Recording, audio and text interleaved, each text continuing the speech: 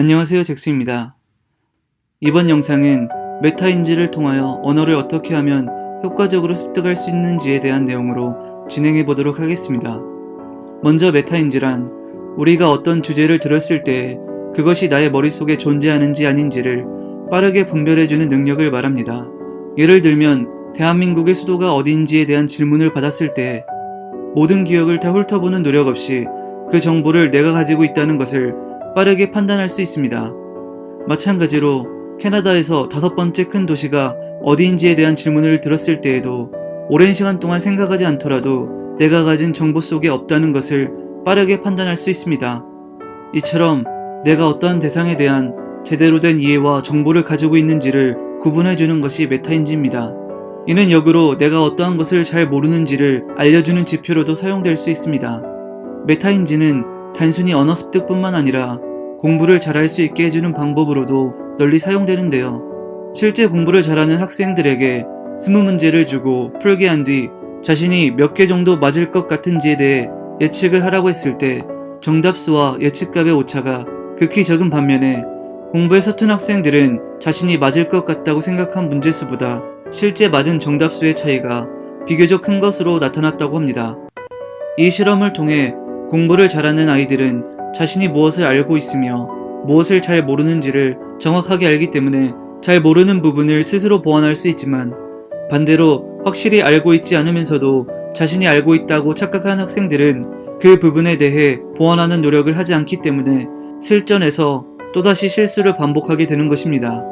이와 같이 메타인지에 속는 경우가 발생하는 이유는 그 정보에 친숙하기 때문인데요. 친숙하기 때문에 알고 있다는 착각을 불러오게 되는 것입니다. 이를 잘 보여주는 예로 사용해왔던 기기가 제대로 작동하지 않을 때 여러분은 그 기기의 본체를 열어본 경험이 있을 겁니다. 열기 전까지는 열면 어떻게든 고칠 수 있을 거라는 생각을 했었지만 정작 열고 나서 할 수 있는 일은 코드나 배터리가 헐거워졌는지 다시 한번 꾹 눌러주고 먼지를 불어주는 정도라는 것을 깨닫고 머리를 극적이며 다시 닫게 되는 자신을 발견하셨을 겁니다. 이처럼 열기 전에 어떻게든 할 수 있다고 생각하는 이유는 메타인지에 속아 그 기기가 나에게 친숙하기 때문에 잘 알고 있을 것이다 라는 착각을 하기 때문입니다. 그렇다면 어떻게 이러한 메타인지에 속지 않고 올바른 판단을 할 수 있을까요? 세상에는 두 가지 지식이 있는데 하나는 내가 알고 있다는 느낌은 있는데 남들에게 아직 설명을 못하는 지식과 내가 알고 있다는 느낌과 함께 남들에게도 설명할 수 있는 지식이 있습니다. 사실 후자만이 지식이라 하는 것이고 전자는 우리가 메타인지에 속고 있는 경우입니다.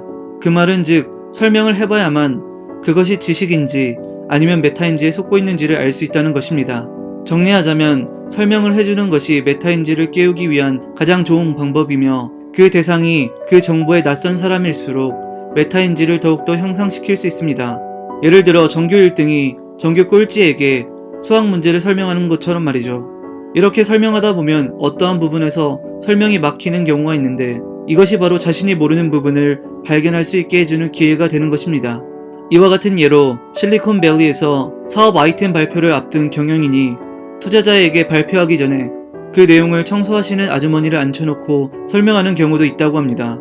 그 분야를 전혀 모르는 사람을 이해시킨다는 것은 그것을 완벽하게 이해했다는 증거가 되는 것이죠. 실제로 세계에서 가장 똑똑하다고 여겨지는 유태인들은 오래전부터 다른 사람에게 자신이 공부한 내용을 설명하는 하브루타라는 공부법을 통해 메타인지를 향상시켜 왔습니다. 그렇다면 언어 습득에서는 이러한 메타인지가 어떻게 도움이 될 수 있을까요? 언어 역시 위에 설명했듯이 다른 사람에게 설명해 보는 것입니다. 어떠한 단어를 다른 표현을 통해 설명해 보거나 같은 의미를 가진 문장을 다르게 패러프레이징 해보는 것입니다. 패러프레이징 하는 방법에는 내용을 부정형으로 바꾸어 보기, 주인공을 바꾸어 보기, 같은 의미를 가진 다른 단어로 표현하기 등이 있습니다. 이처럼 한 표현을 다르게도 표현할 수 있고 설명할 수 있다면 그 표현은 내가 가진 지식으로 인식하고 상황에 맞게 적절히 사용할 수 있게 되는 것입니다. 한 가지 방법을 더 드리자면 무작위로 제시되는 단어나 생각들을 말로 표현해보는 방법입니다. 갑자기 떠오르는 생각이나 이야기를 영어로는 어떻게 표현해야 하나 고민해보고 그것을 실제로 입으로 소리내며 중얼거리는 것입니다. 실제로 영어를 잘하는 많은 사람들이 혼자 말하기를 추천하고 있는 것에서 볼 수 있듯이 이것이 얼마나 도움이 되는지는 이미 검증되었다고 볼 수 있습니다. 혼자 중얼거리기가 힘든 상황이라면 생각한 문장을 휴대폰 메모장에 적어보고 그것이 실제 사용되는지 후에 확인해보는 것도 좋은 대안이 될 수 있습니다.